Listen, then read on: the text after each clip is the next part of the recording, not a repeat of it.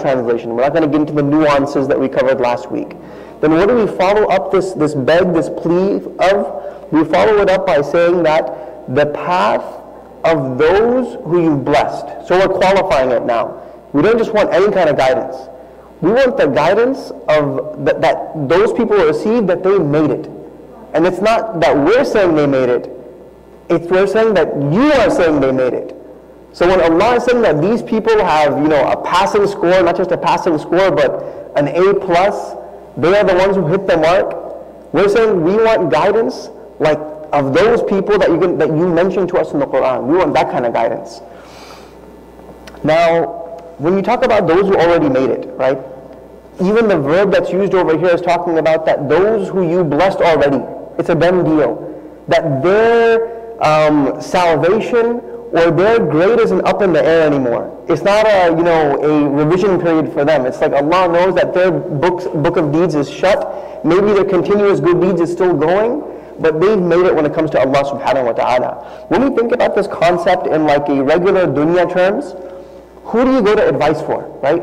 Say if you are getting into a specific job or a specific career or trying to get into a company, you're not just going to go to anybody who's slightly familiar with the situation. You're going to go to the person who has gotten that job, possibly held that position, or possibly holds that position right now and is already excelling and doing great, right? You could go to someone who's kind of familiar with the company initially, right? But it's not going to be as beneficial to you as when you go to someone who's a seasoned veteran in the company. They know the ins and outs of this position, what it's required, what is the experience that's required, and they've been there for a while. The exact same thing, like, when we were, trying to figure out a degree plan or trying to figure out what we want to do, you can go and ask, people who are in that degree plan, or you can ask someone who's already finished the entire thing, right? So there's a couple of lessons we can take from this. When we're looking at our own guidance, we have to first and foremost obviously go towards Allah subhanahu wa ta'ala and ask Him for guidance. And He places guidance throughout the Quran. But at the same time, He places individuals in our lives, may they be our teachers, our parents, that can help us get to higher levels of guidance and higher levels of closeness to Allah subhanahu wa ta'ala and improve ourselves overall. Now, here's the thing. When it comes to these individuals versus those who Allah mentioned in the Quran, there's one difference. The people that we're getting advice from on a regular basis, their book of deeds is still open. And when they mess up, and when they falter, it might be right in front of you. And you might look at them and be like, well, you were giving me advice the other day and I'm seeing you do this. And they're still open to that level of hypocrisy even, right? So it can have a dangerous kind of effect. That's why when we're looking at our role models, we say first and foremost our role models come from those who have already passed, and Allah has basically talked about their greatness. And then when it comes to any human being, man, woman, young, old, doesn't matter the race, what time frame, or actually they're living right now, right? So when it comes to them, we have to understand that even though we're taking their advice, even though we're, have a great relationship with them now, it might not be the case. And that doesn't mean that guidance was incorrect. That doesn't mean that the benefit that we got from them was invalid. That benefit was still there and it's in its place. But at the same time, we have to be able to say, you know what? This person that might have been helping me in attaining guidance at one point is now actually maybe toxic to my relationship or is making things worse for me. And I have to be able to say, okay, maybe I need to pull myself away from this individual and go somewhere else. Because again, just as those who passed, it's not like they were superhuman. Obviously, they were still human beings and they made mistakes. But the difference is, Allah is the one vouching for them. Allah is the one talking about their greatness. Whereas when we see any kind of figure, may it be a teacher, a scholar, male, female, doesn't matter, you look at them, again, their books of deeds are open. And we have no idea how anyone will end. And we ask Allah subhanahu wa ta'ala to have mercy on all of us and forgive us of our shortcomings. Because there's not a single one of us who knows certain information and knows what's right, but at the same time, we don't end up falling into, gray areas or falling into haram. So we ask Allah's protection from that and from hypocrisy. Ameen ya Rabb. So I have to share this beautiful, beautiful ayah. This is an ayah, maybe you guys have heard it when it comes to the tafsir of Surah Al-Fatiha. Whenever they come to this portion of Sirat al-Ladhina an'amta alayhim, they'll always jump to this because this is kind of the explanation of who Allah is talking about. And if you read the translation, it says, and whoever obeys Allah and the Messenger, then they will be with those who Allah subhanahu wa ta'ala blessed. Now who is he talking about, right? What's the correlation over here is that in Surah Al-Fatiha, we're saying guide us to the path of those who you blessed. Now Allah over here clarifies and says, who are these people that Allah's already blessed? They are the Nabiyyin, right? In the Arabic you see, Minan Nabiyyin. And who are the Nabiyyin? The prophets of God. And then who's next? The Siddiqeen, those people who are truthful and they believed in the prophets. Then you have a Shuhada, the martyrs, or those who even, some say that even those who testify and say the Shahada. Even to that extent, that's like every single one of us. And then the Salihin, those who are righteous did good deeds, right? They did good actions in their lives. Now, what's so beautiful is that a lot of times people might relate these two ayahs, but they don't talk about why was this verse revealed. It's such a beautiful incident. A man comes to the Prophet of Allah, and he's in a very sad state. And the Prophet of Allah looks at him and he asks him, what's wrong? I see you looking very sad. This is the emotional intelligence of the Prophet ﷺ. When you see someone that you regularly see, if you're not able to tell they're sad, that means you really don't know them very well, right? You don't know that person's sad. That could be the regular face, right? Some people just have resting faces that maybe look not as happy as other people. That's fine. They just look a little bit more serious. That's perfectly fine. But when the Prophet of Allah sees him, he says, what's wrong? You look sad today. And he says that right now, whenever we get up and whenever we want, we can come to you and we can sit with you and hang out with you and we feel at ease. But there's going to be a time when you're raised up with the rest of the prophets and you're not going to be here anymore. I have this interaction with you right now. And he says that then we're not going to be able to reach you anymore. Because once you're in Jannah, once the Prophet of Allah is in Jannah, think about the Prophet of Allah, the one who brought us this guidance versus those who follow the guidance. What is the difference in level? And if you're wondering, the Prophet ﷺ says that the difference in level between the prophets and their followers is like the one on the ground and the stars. And he says the same thing about the scholars and the average worshipper. It's the exact same correlation, the exact same analogy again. That it's like the one on the ground looking at the stars. So this man is like literally he's saddened by the idea that there will be a time when he can't go to his friend, his teacher, his mentor. And the Prophet of Allah is obviously he can't say anything, doesn't even know what to say. And he's silent for a while. Then what happens is this man just in sadness just walks away. And in that moment as this man is going away, Jibreel alayhi salam comes. And he comes down and he gives him this ayah. And he tells him, بعد أن أقول أعوذ بالله من الشيطان الرجيم ومن يطع الله والرسول فأولئك مع الذين أنعم الله عليهم من النبيين والصديقين والشهداء والصالحين وحسن أولئك رفيقا. He had the man brought back, and he said, bring him back. And he read this ayah to him, and he says, whoever obeys Allah and obeys His Messenger, whoever obeys Allah and whoever obeys the Messenger, they will be with those who Allah has blessed. What are we asking for in Surah Al-Fatiha? Guide us. Guide us, Ya Allah. What kind of guidance do we want? We want the guidance of those who you already blessed, Ya Allah.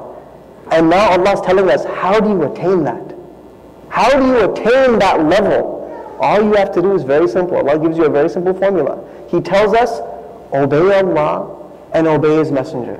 And guess what? Sometimes obeying Allah means having to get up in all hours of the night to pray Fajr. Sometimes it means having a very, very long fast in the summer months. Obeying Allah and His Messenger means sometimes having to take out that wealth from your savings once a year, 2.5%, and it hurts to give it out. But it's a simple formula. It's hard to follow and implement, but it's a simple formula. Allah says, those who obey Allah and those who obey the Messenger, they will be with those who Allah has blessed. And who are these people that Allah has blessed? The prophets, those who believe in the prophets, those who die as martyrs, as shuhada, or those who testify that there is nothing worthy of worship except Allah subhanahu wa ta'ala and Muhammad sallallahu alayhi wa sallam is His Messenger, and finally those who did good deeds. And and this is the beautiful part at the end of this. Allah says, وَحَسُنَ أُولَٰئِكَ رَفِيقًا. And how excellent are those people as your companions? How excellent are those people as your close friends in Jannah? Like that's like an upgrade like you couldn't even imagine, right? Imagine you were at the airport and you had economy class, and all of a sudden they just say, oh, by the way, we saw that you've been flying with us for a while, and we're going to just give you this free upgrade. And it's not like a little short flight to Houston or Dallas. Maybe you're going overseas or something. And you're like, really? I get first class? Just because I've been traveling with you guys for this amount of time? Imagine now, you're going to be with who? You're going to be with them. You're going to be with those people that have these incredible titles. All we had to do was obey Allah subhanahu wa ta'ala and obey His Messenger. And we would be able to achieve these VIP hookups and connections by virtue of our obedience and our love to the Messenger, to the Allah subhanahu wa ta'ala first and foremost, and then to the Messenger of Allah sallallahu alaihi wasallam. And you know what? I'm gonna add one more hadith because it's always difficult, right? When we say obey God and His Messenger, you're like, yeah, okay, it sounds great, but it's difficult. It's difficult. The Prophet of Allah sallallahu alaihi wasallam said that there will come a time when the individuals who are practicing Islam would have the reward of 50 companions. And the companions were like, wait, what? Could you repeat that again? There would come a time when someone who's practicing Islam would get the reward of 50 companions that were there with the Prophet of Allah. Why? Because there's going to be times when the entire society, every single person is completely against you. When you feel like the odd man or the odd woman out. When you feel like it's so tough and you're barely holding on. And the Prophet of Allah even talked about that. There will be a time that trying to practice your religion will feel as if you're holding on to a burning coal. I don't say that we're exactly in those times. But I'll definitely tell you that the society we're living in and the difficulties that we face on a regular basis, don't think that Allah subhanahu wa ta'ala discounts that. Don't think that He's not going to have any mercy towards us because we're living in a different time, and you look at your situation around you, you look at yourself, you say, yeah, there's no way. I'm not going to be able to make it. Right? Like don't lose hope. We've talked about this many sessions, right? That Allah is the one who's telling us, لا تقنطوا من رحمة الله. Don't ever lose hope in the mercy of Allah. And especially now you have more sayings from the Prophet of Allah, which are truth. He's saying there will be times when this religion will be more difficult to practice. Now think about this. What era was he living in? He was living in an era where people were literally coming to wipe out the Muslims and kill them. And just wipe them off the face of the earth. But when they were in Medina, they were able to practice freely. They were in this open Muslim society. There was a time of persecution, and then there was a time where they were a flourishing society in the community. They had their difficulties and their challenges, but this is when he said it. This is when he said it, that there will come a time when there will be so much difficulty on the people that the one who's practicing Islam would get the reward of 50 of you. So it was somewhat of a good era for them. And I would say at this time, especially in the U.S., we are a minority, right? We're having to fight for our rights. We're having to, sometimes even come to the masjid and you're like, I want to be able to find my spiritual area. I want to be able to find a place where I feel comfortable. And we might not be able to even get the things that we want from our own communities. But alhamdulillah, the progress has been great, especially in Houston. From when I've been growing up until now, it's been wonderful, mashallah.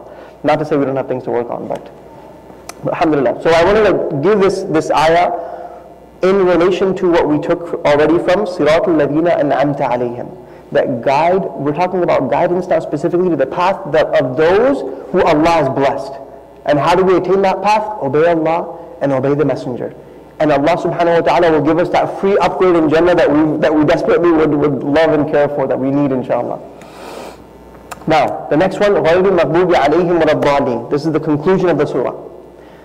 Before I give you the translation, I'm going to ask you guys, what is a common translation that you have heard for غَيْرِ الْمَغْضُوبِ عَلَيْهِمْ وَلَا الضَّالِّينَ? Who wants to be brave? Bismillah. What have you guys heard? I see you wanting to say something? Bismillah.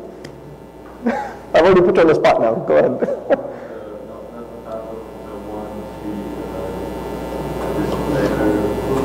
Say it again.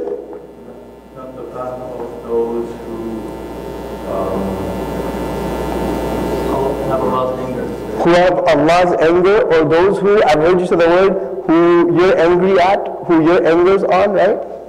And وَلَضَّالِينَ, and not those who transgress, and there's usually other translations. Displeased you? No. Gone astray, misguided, lost. These are translations. So what's interesting is when we actually look at it, just looking at this very first phrase, right? غَيْرِ الْمَغْضُوبِ عَلَيْهِمْ. That first part says, not of those who incur anger, who are the objects of anger. Usually in most translations you'll find, not of those who earned Allah's anger, not of those who you, Ya Allah, are angry at. But that's not actually that's not even in the Arabic at all. That's not there in the Arabic. And I won't explain the Arabic because doing that it'll be very Arabic and nerdy, and I don't want to get into all that stuff. So I'll just explain it that it's not there. It's not there. What it's saying is, not the path of those who incur anger. So an example of that is like, if I was to say, nobody talk to my son. Am I talking to my son? I'm not talking to my son either, right? I'm like, nobody's going to talk to my son, right? Nobody talk to him. He's in timeout right now, right? So what I'm saying is, I didn't even say that I'm not talking to him. I've placed him in timeout. I didn't even associate myself with him. Because at a certain point when you're so angry, you're like, I don't want to even be mentioned in the same sentence as you, right?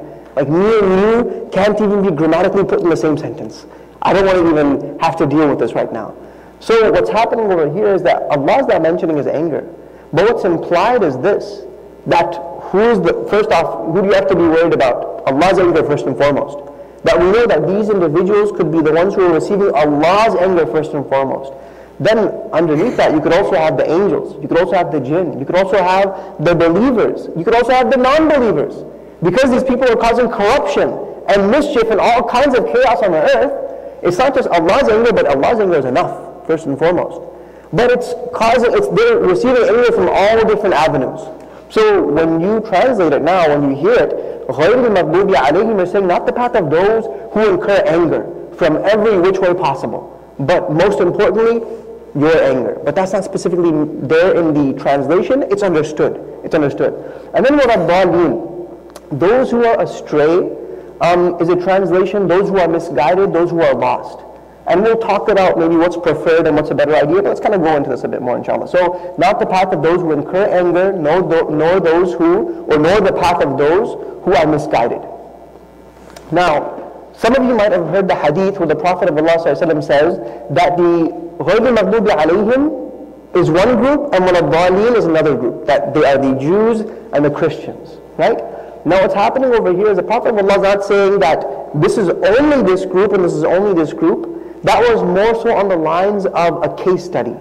Because if we're saying that, oh, by the way, we're not liable to fall into this, we're safe from these, then why are we asking for guidance of not following into that path? Then why are we asking for guidance of the path of those who succeeded and not these people? Because we are also susceptible to making the exact same mistakes. So now when the Prophet of Allah gives us a case study and he highlights and says, this is Bani Israel and this is the Christians. Okay, let's look at what caused their downfall. Because again, we're going back to that statement, or the whole purpose of this class is to reflect over the Quran. Reflect over it and be able to implement it in our lives. What is Allah trying to teach us over here, right? So when Rumi, as I mentioned in the beginning of the class, Imam Rumi, he says that when Fir'aun is mentioned in the Quran, Pharaoh is mentioned, don't just think about the Pharaoh that lived millennia ago, don't just think about him, but think about the mini Pharaoh that's residing inside. What aspects of anger and just wanting control and rejection and denial are we showing in our lives, right? So when we look at these case studies, it's important for us to say, this is what caused their downfall. Let me be very real with myself and see what of these aspects are actually inside of me. How close am I to this? And at the end, maybe we can even make a call and say, you know what? Maybe the Muslim as a whole are closer to one group or the other group, or we might find ourselves sometimes over here, sometimes over there. So let's take a look. Maghdubi alayhim, again, they are the recipients of anger. So these are individuals. These are individuals who had knowledge, but they didn't act upon it. They had knowledge, but they didn't act upon it. Like how many scenarios can we give for our own selves or Muslims who had proper knowledge, but they still went against it. Just let's take one really easy one. We know that a man and a woman who are not related, who are not married, they can't be alone, right? When it comes to Muslims, we should have this concept already known. And we know the third party is, the Prophet of Allah told us, the third party is shaitan. Now, are we going to be saying that, but yes, in certain settings it's okay? Well, actually, if you look at what's been happening, it's not okay. Because we've seen when a man and a woman are alone, doesn't matter if it's going from Hollywood to politicians to whoever, it's just not a good idea. And if you go to certain places, they'll have those policies that, they'll have open door meetings, or they'll make sure they're having meetings in a place where there's a glass window, or there's video recordings, or it's not going to be something that we're going to have a meeting over lunch, or over dinner, one-on-one. So we know what the proper guidelines are, but then are we going to follow by them? Are we going to abide by them, right? The verse was, وَمَنْ يُطِعِ اللَّهَ وَالرَّسُولِ, and whoever obeys Allah and His Messenger. Again, that guidance is there. Now it's like, do I want to take it? Am I going to be put in an awkward situation when I have to say something? And it's going to be awkward, it's going to be difficult, because again, remember, it's like holding a coal in your hand. To be able to get that in a world of 50 companions, it's not going to be easy. You're going to have to push yourself in certain times. Certain times you have to say, you know what, there's not just religious repercussions, but there's actually dunya repercussions, because whenever Allah subhanahu wa ta'ala forbids something, even though we might not completely understand the wisdom behind why it's forbidden, always we have to believe and understand that there is some kind of harm that would come from doing something that is unlawful. Because God doesn't just make things unlawful for the sake of making them unlawful and saying, let's see if you cross this line. No, because there's a wisdom behind it. One of Allah's names is Al-Hakim. He's the all-wise. There's wisdoms behind prohibition, and there's wisdom behind what's made lawful. Now when something's made lawful, or something's made obligatory rather, right? When something like we have to do it in Islam. And we might be saying, man, like what's the point of this? Why 2.5%? Why 5 prayers? We might be saying the exact same question, like why? Why do we have to do this? But again, by going to that obedience, whatever Allah has mandated, there's going to be a benefit for it. Either in this life or the next for sure. Same way when Allah subhanahu wa ta'ala has made something haram, this is what I usually tell like, Sunday school kids or something. Haram, harm. Haram, harm. They sound very similar. Because whenever the word, not how we throw it around, or how, some people might throw around the word haram very, very loosely. It's a word that's reserved for scholars who actually know what is clearly haram and halal. Like you can't just be throwing it around. Like I've heard people, like actually it's an Arab saying, like haram al-alayk, right? But no, you shouldn't do that. Like that's how it's used almost in the Arabic language. So there has to be a level of understanding, wait a minute, is this actually haram, or am I just kind of throwing an opinion that I've heard onto someone and forcing someone to do something just because I think this is what it is? We're talking about clear cut, that there's no difference in opinion over here. When Allah has forbade something, there's definitely going to be a harm that's going to be avoided by not taking part in that action. Either in this dunya you'll be able to avoid that harm, definitely in the next dunya, and the next life you'd be able to avoid that harm. So, having knowledge and not acting upon it. This was the category of the Jews, and you see this time and time again in Bani Israel, that when they had knowledge of who the Prophet was, where the Prophet would be, the Prophet of Allah shows up to them and says, I'm the Prophet of God. They say, no.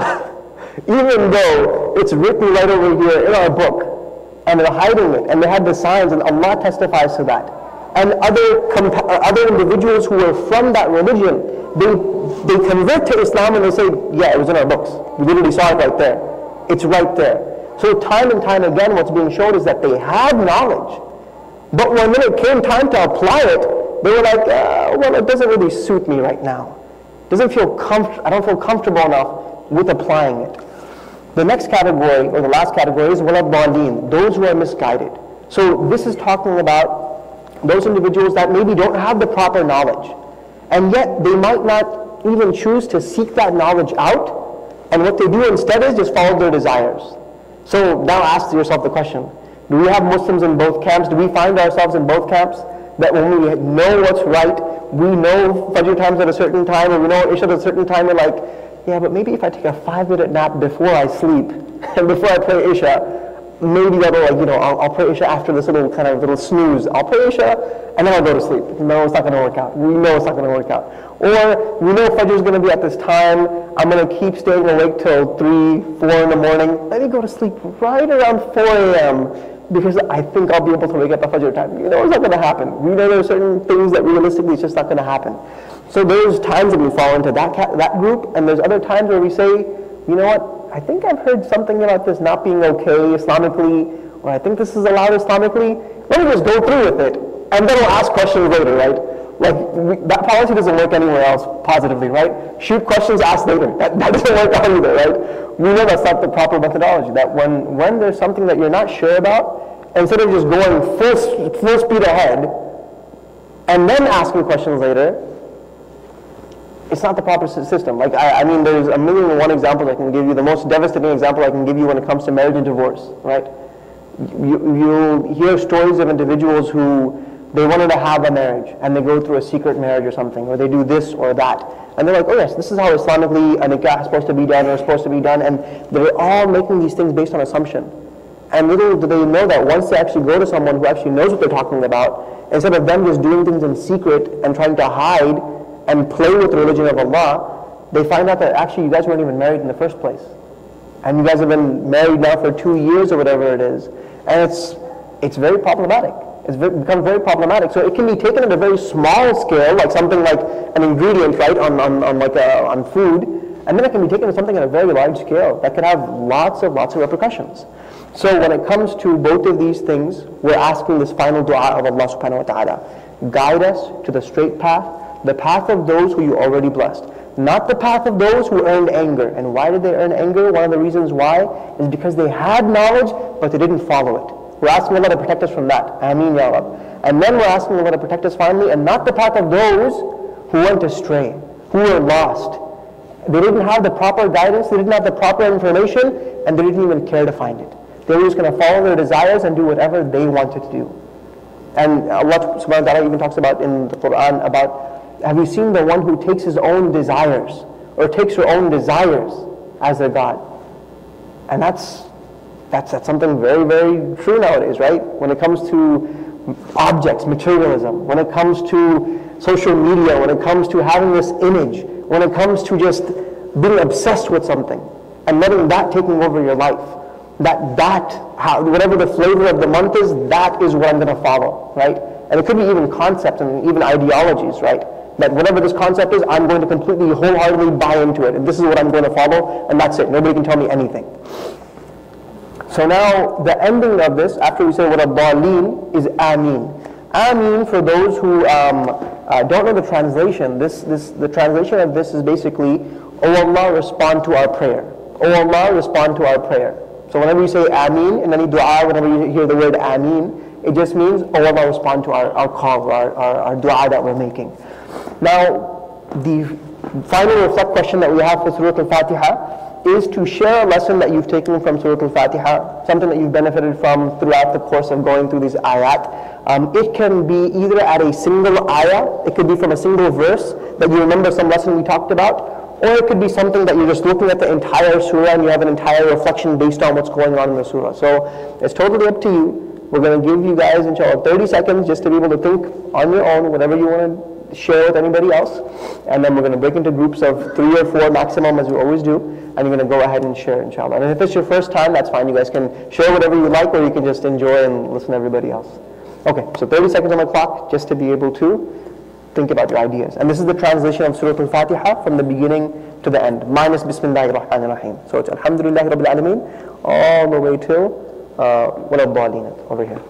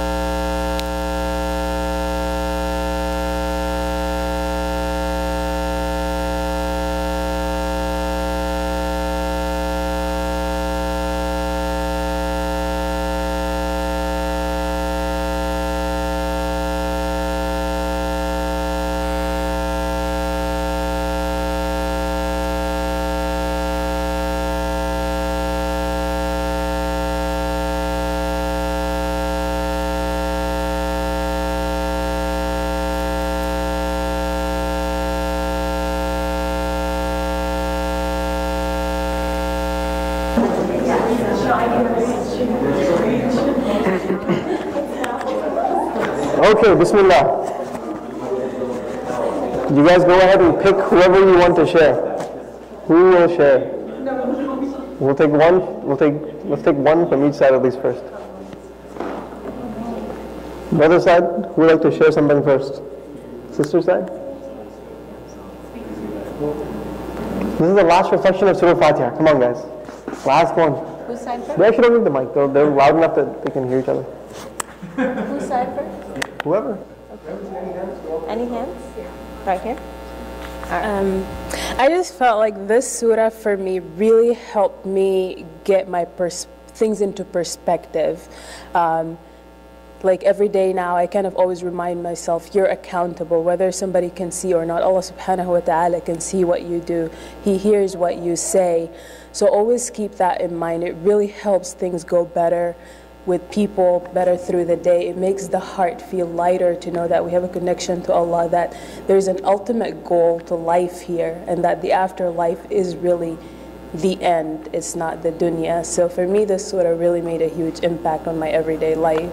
Alhamdulillah, that's wonderful. And I'm sure it's like, we know these concepts, but when we're in this gathering together and we remind one another, it's just like, oh, I knew Surah Fatiha, but now it's like I am feeling it and trying to live it and understand it. So beautiful, beautiful.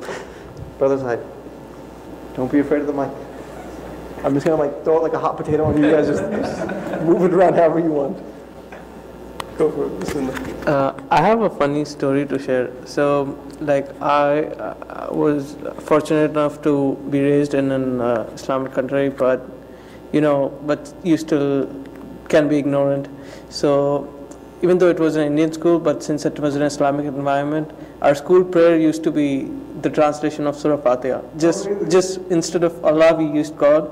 And it was the exact same, but it took me around 3 years after joining school to realize that it was Surah Fatiha. No, so wait a minute. Like in prayer as you're praying? Or no, like you have a minute of like normal school prayer, like every day you just recite it along with every other kid, like when you're half sleeping. Assembly, right? Yeah, that kind of stuff. Yeah, but it took me like almost two years to realize, oh, like something that I've been reciting every day. I mean, that's so interesting, right? Because we recite it every single day, and that when someone brings a translation and something that we can actually understand, we're like, what is this? Like, I've never seen this before. So that's a testament to see now that hopefully you're going to connect it much better, inshallah, have a stronger connection with these ayat, inshallah. Sister side, what time is it? If anybody really wants to share. Go with sisters. Yes, going once, going twice, and we're out of here. Sold. Okay, Bismillah. So I want to share this final hadith, and this is the conclusion of Surah Al-Fatiha. This hadith is a hadith Qudsi, meaning a saying of the Prophet of Allah, which paraphrases what Allah had told him. So this is a hadith narrated by Abu Hurairah radiallahu anhu, and the Prophet of Allah says that Allah says, I have divided the prayer into two halves. Now what's interesting is Allah calls Surah Fatiha as-salah, the prayer, in this hadith. Think about it. Like the fact that Allah calls it the prayer, meaning it's one of the core essence of your prayer. Why? Because you're repeating it over and over and over in every single prayer, every single unit of prayer, and every single rak'ah. So He's calling it the prayer itself. The Prophet, Allah is saying, I have divided the prayer into two halves between me and my slave. And He says, one half of it is for me, and one half of it is for my slave. And my slave will receive what he or she asks for, what they ask for. Now, what is this? What's going on over here? The Messenger of Allah ﷺ continues on and he says that whenever the slave recites, Alhamdulillahi Rabbil Alameen, all praise and thanks belong to Allah subhanahu wa ta'ala, the master, the sustainer, the maintainer, the one who does the upbringing of all of creation. Allah subhanahu wa ta'ala responds to that slave. And He responds by saying, my slave has praised me. My slave has praised me. And then when the slave says, Ar-Rahman Ar-Rahim, the abundantly merciful, the ever merciful, or the other translation, the all merciful, the especially merciful.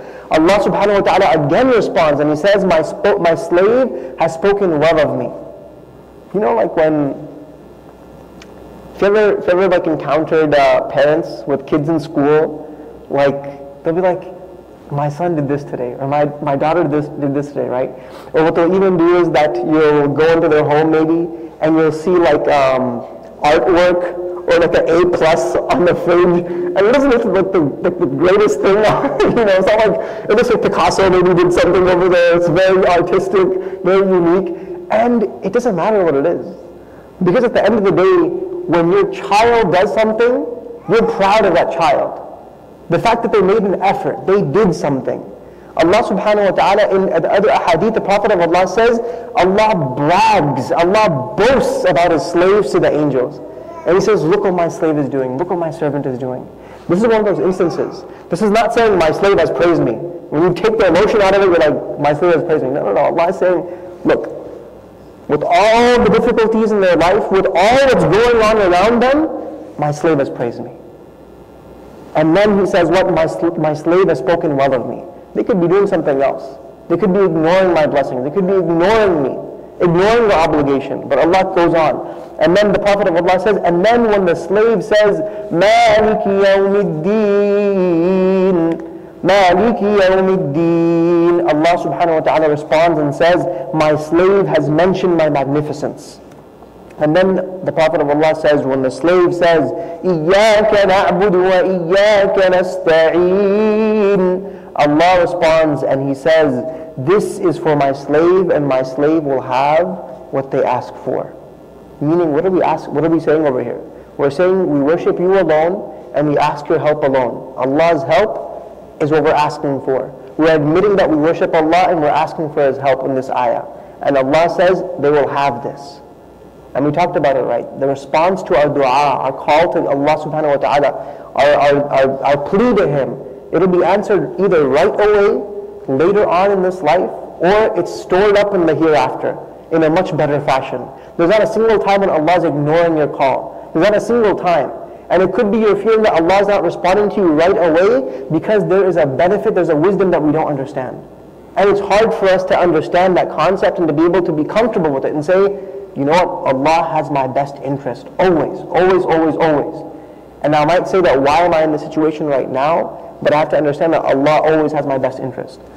Then the next one, Allah subhanahu wa ta'ala, when the slave says, اهدنا الصراط المستقيم صراط الذين أنعمت عليهم غير المغضوب عليهم ولا الضالين. And when the slave says, guide us to the straight path, the path of those who You have blessed already, not the path of those who earned anger, not the path of those who are lost or misguided. Allah subhanahu wa ta'ala responds again and says, this is for my slave, and my slave will have what he asks for. We're asking for guidance. We're asking for not being there. Now, again, we're asking for this, and Allah saying they will have it, they will have it, they will have it. We have to ask ourselves that important question again. When we're begging and pleading for guidance, multiple times a day, are our actions conducive to this guidance? Are we acting in accordance of actually wanting it? When we're making this call, do we actually mean it? Right?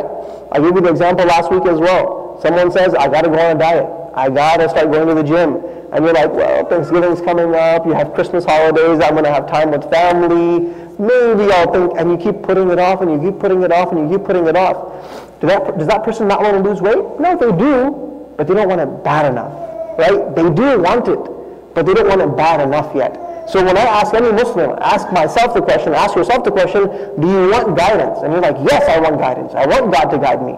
Then we have to ask ourselves, how badly do we want it? Are we going to say to ourselves, look at ourselves in the mirror and say, you know what? There are certain circumstances I'm putting myself in that are not conducive to guidance. I'm begging God for guidance over here in my prayer, but as soon as I leave the prayer, I put myself in a situation that I know I'm not going to be able to handle. I'm going to put myself in a situation that's going to compromise myself or my iman or my faith or my belief or my connection with Allah subhanahu wa ta'ala. So when we make this plea and this call, we have to ask ourselves the question, what are we doing that possibly is hindering us from the guidance of Allah, from the blessing of Allah, from the goodness of Allah subhanahu wa ta'ala? This is a beautiful hadith. This is a beautiful back and forth conversation.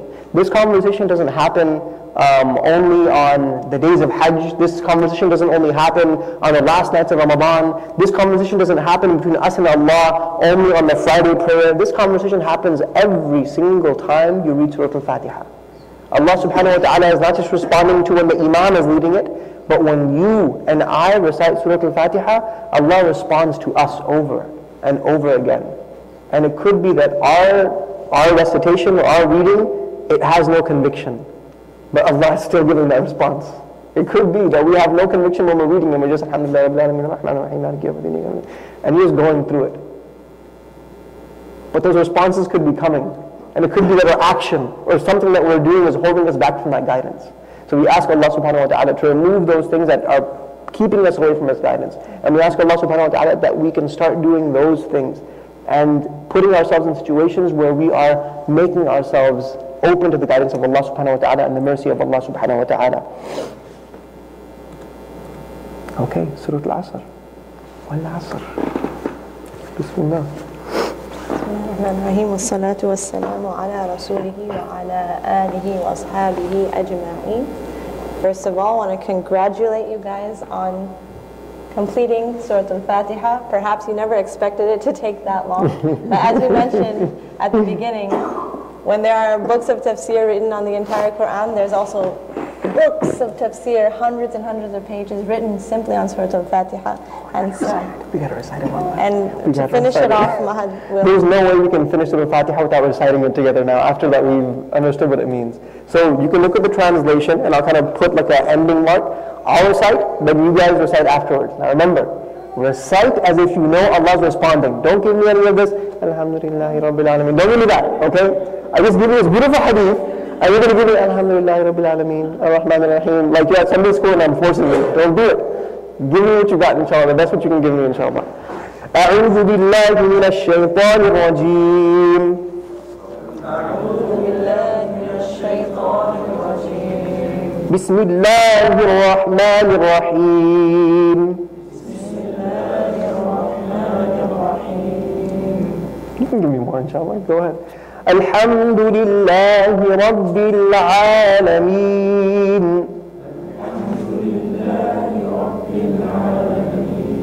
So I'm going to put the cursor at the end of it as you guys are reading. الرحمن الرحيم.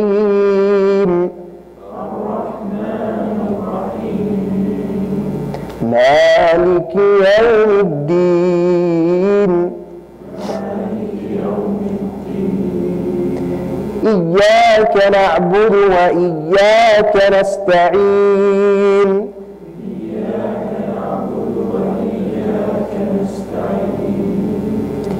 اهدنا الصراط المستقيم.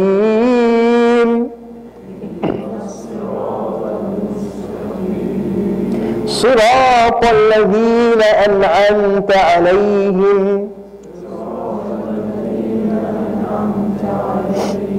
Try that again. I want you to go up and finish it up. صراط الذين أنعمت عليهم.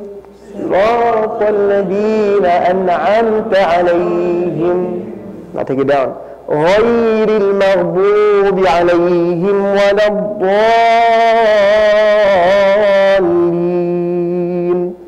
غير المغضوب عليهم ولا الضالين. آمين يا رب. آمين آمين. Okay. I'm sorry. I'm done. ربنا تقبل تلاوتنا آمين آمين. Okay. We will just begin Surah Al-Asr. We'll end inshallah at 9 o'clock, so we have just a couple of minutes to begin Surah Al-Asr. And as you know, just as Surah Fatiha went, we're not going to finish Surah Al-Asr, not today, maybe not next time. But inshallah, it's a much shorter surah. The question now is, Surah Fatiha, we know why we studied it first at the beginning of the Quran. We read it 17 times in prayer. Why are we going to start now with Surah Al-Asr? Why is this the second one that we've chosen? So the reason is because when scholars talk about Surah Al-Asr, they say that Surah Al-Asr is like a concise summary of the entire Quran. This short surah, just a couple of ayat, is a concise summary of the entire Quran. And Imam Shafi'i rahimahullah even goes to the point where he says, this is what he says, قال الشافعي رحمه الله لو تدبر الناس هذه السورة لوسعتهم. He says, if people were to reflect upon this surah, it would be enough for them. This surah alone from the Quran, if the people were to reflect upon it, it would be enough for them. And so we will take upon that challenge. We will take on that challenge, because how many of us have read Surah Al-Asr so many times? We choose it as our go-to surah when we're praying our prayer because it's the nice, short, concise surah. In reality, Imam Shafi'i is saying it has so much inside of it that it should be enough for you. As a Muslim, if you live by its guidance, that is enough for you. So, and even to the point where the Sahaba, it is said that they would recite Surah Al-Asr so much. And one of the sisters had a beautiful reflection. She was talking about when she was watching the Umar series, she would see that the Sahaba would just bring out ayat and put it within their lives. They would just say it, and it would have some sort of relationship to what they were doing right then in that time. And so similarly, Surah Al-Asr, they would recite so many times, but why? Why would they just on a daily basis recite Surah Al-Asr? It is said that no companion, generally, it was said, it was done so much that you could say that companions wouldn't part from one another, that two companions met and they wouldn't part, but that they had read Surah Al-Asr in that meeting of one another. Not that it was a halaqah or a gathering, it was just that two Sahaba had met. It was common that they would have recited Surah Al-Asr. So there's some significance to this surah, that they used it in their daily life, repeated it often, over and over again, and reminded one another of it on a regular basis. And so, let us look at the surah. Very short surah, very small, tiny surah. Let's look at it, and we will reflect upon it, inshallah. We'll take upon ourselves to reflect on it. So, Mahad, if you can lead us in the recitation of Surah Al-Asr. And then we're going to look at what is in the surah that is so important, that the Sahaba put so much importance on it, Imam Shafi'i and so many scholars put so much importance on this surah. أعوذ بالله من الشيطان الرجيم.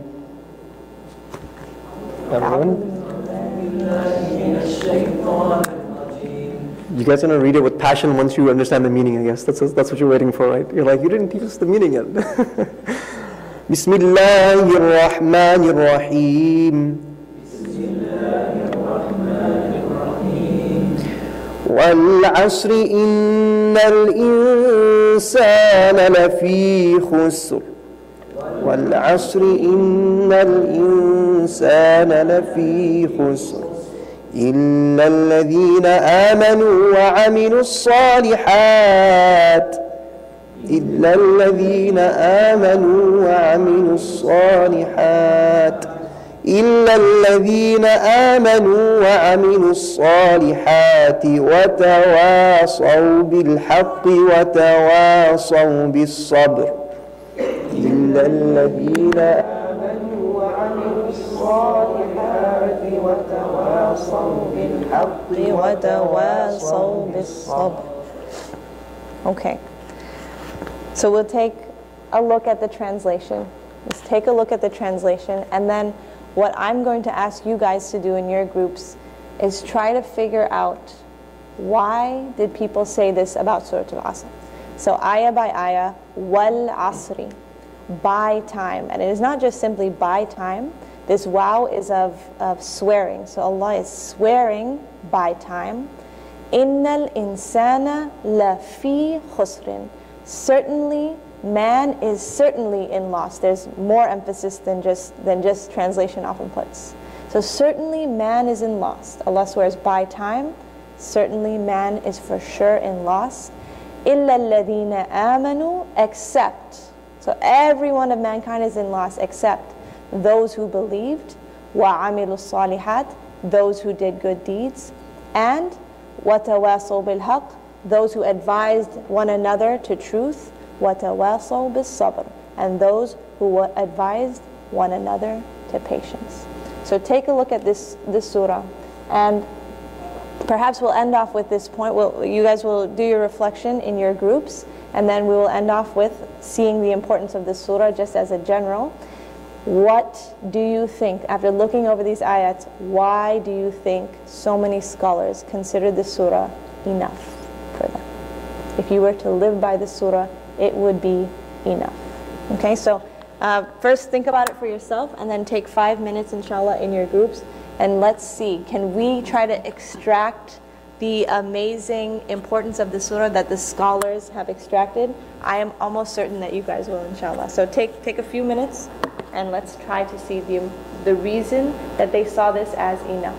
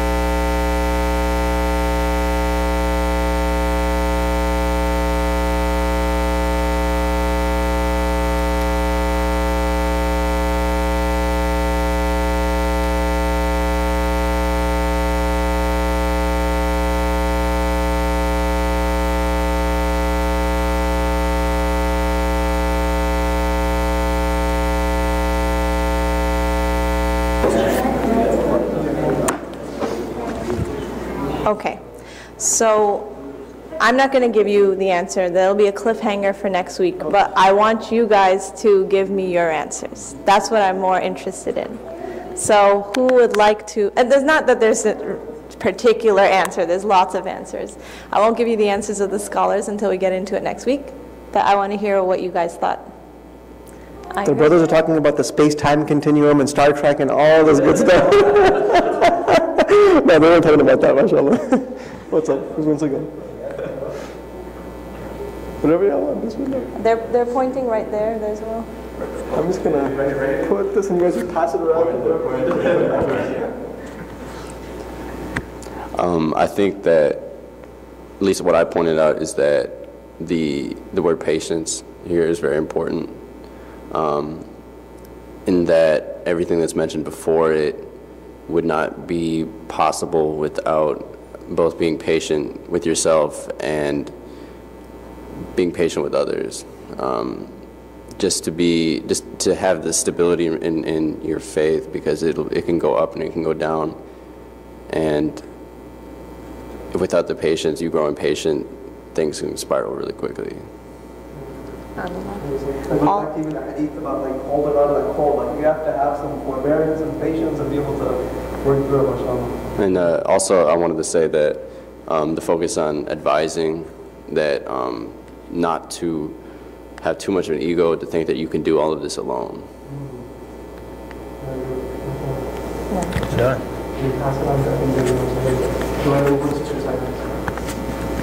One over here, one over there. We'll go to this group came last time, so we'll do this group. I was thinking that time is like humankind's major pitfall. So if they could at least think of time more as like running out, and not like we can do it tomorrow, we can do it tomorrow, we can do it tomorrow, and then take the last piece of advice and do good now and advise each other now, then they could, instead of being lost, be in gain the whole time.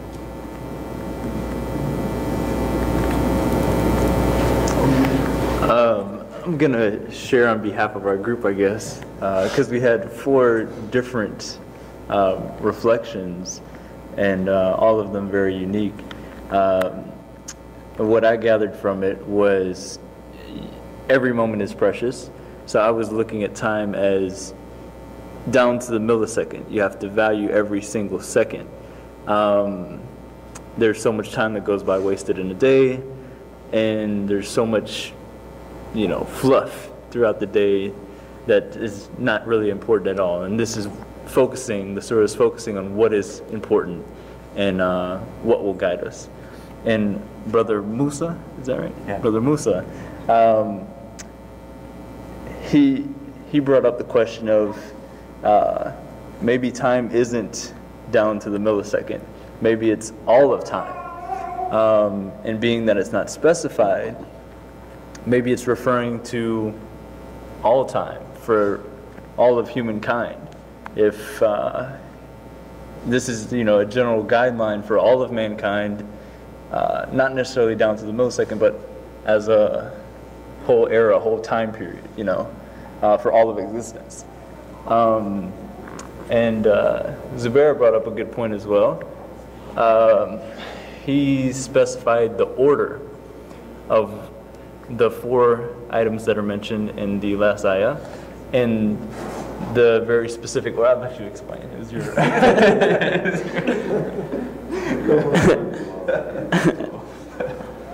So I said the 4 points, starts with except for those who believe, and then do good deeds, and then advise others. So start off with working on yourself with your belief, and then doing the good actions, and then working with others and advising them to do good and tell the truth and be patient.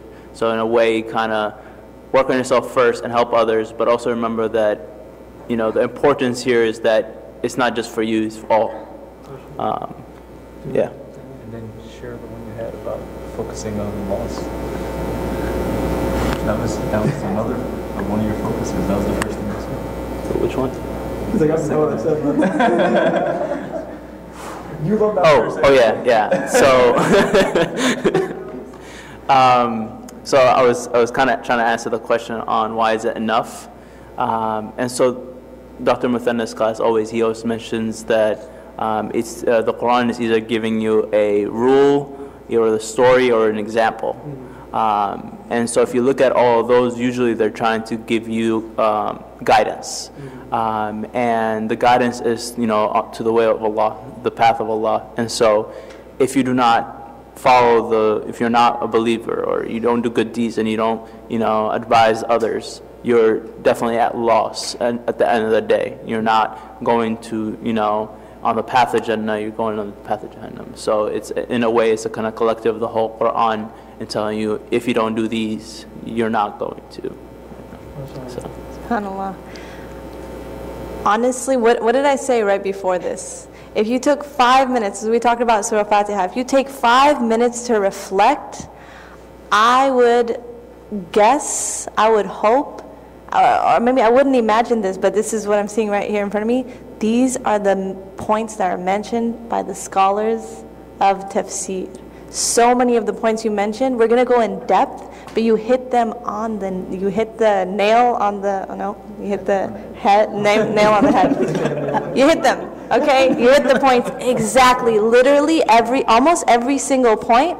There are pages and pages about each and one of those points, subhanAllah. May Allah reward you guys. Keep reflecting over the Quran. Keep reflecting over the words of Allah. Allah says, are there going to be those who reflect over the Quran? Or are there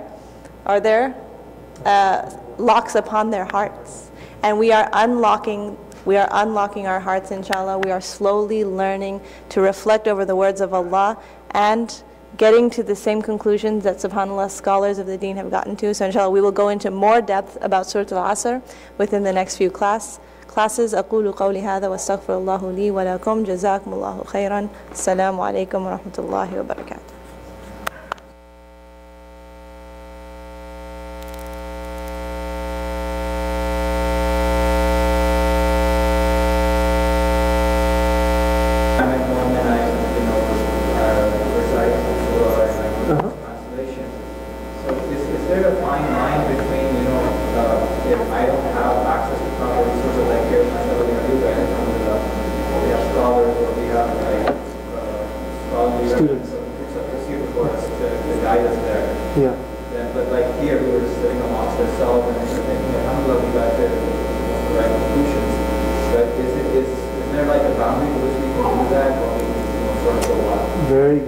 So that's a very good question.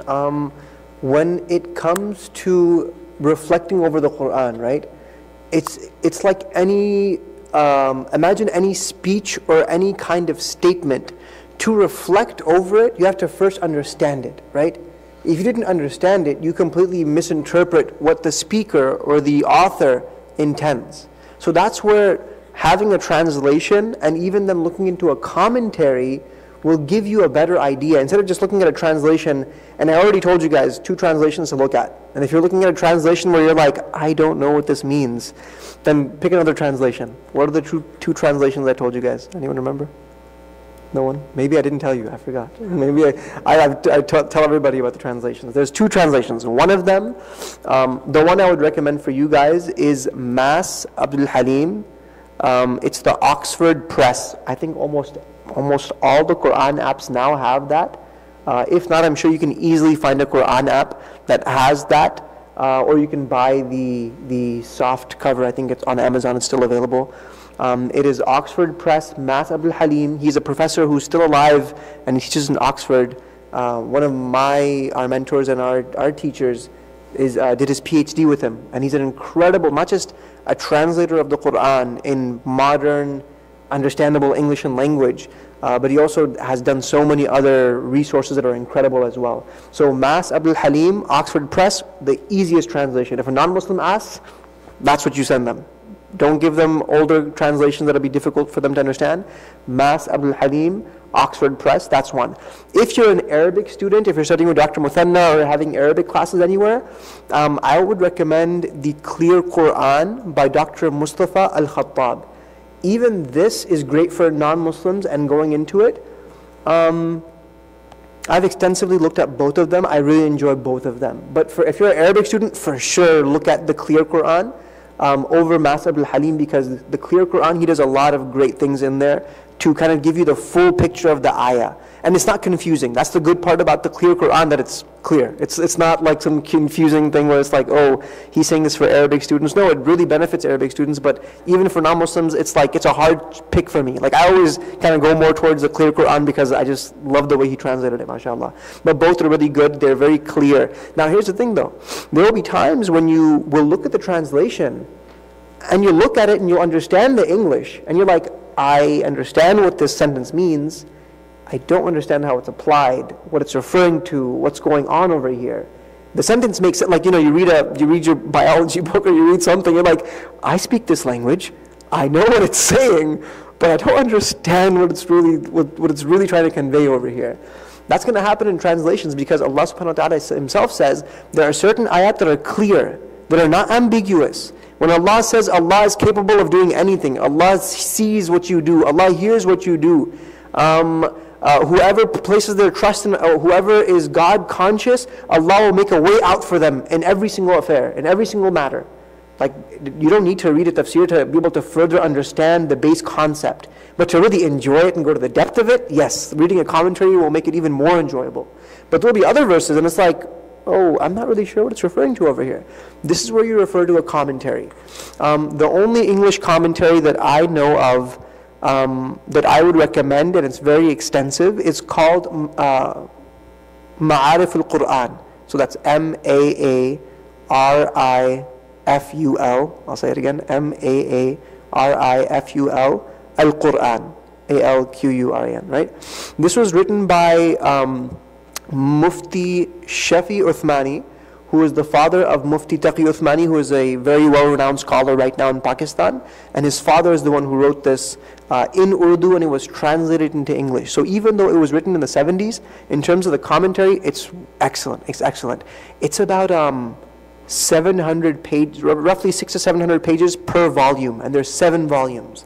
That's a lot of commentary. So it's one of the best English resources out there. Some people also, it's available online as well, you'll find it. Ma'arif al-Quran. There's also apps in the App Store. For if you just type in Ma'arif al-Quran, you'll find an app with the entire thing available as well. Other than that, there's also Tafsir ibn Kathir. That's the abridged version. It's like the summarized version. So a lot of the original stuff is kind of left. And it's very narration heavy. Meaning there's lots of narrations and you might not know how to apply them or understand them. You can go through it, but I would definitely sit with a scholar or somebody to be able to go over certain things that you don't understand. And there might be a lot of things that you might not be able to get, but again, it's a good resource as well. But my first resource for like the average Muslim who wants to go and read some more understanding of what it is, Ma'arif al-Quran. The translations I also gave you. Now, the question going back to that, once you've read the translation, you're like, oh, this is a very clear ayah. What this means is this, right? This is kind of the hard part, and this is why many teachers don't hold classes like this.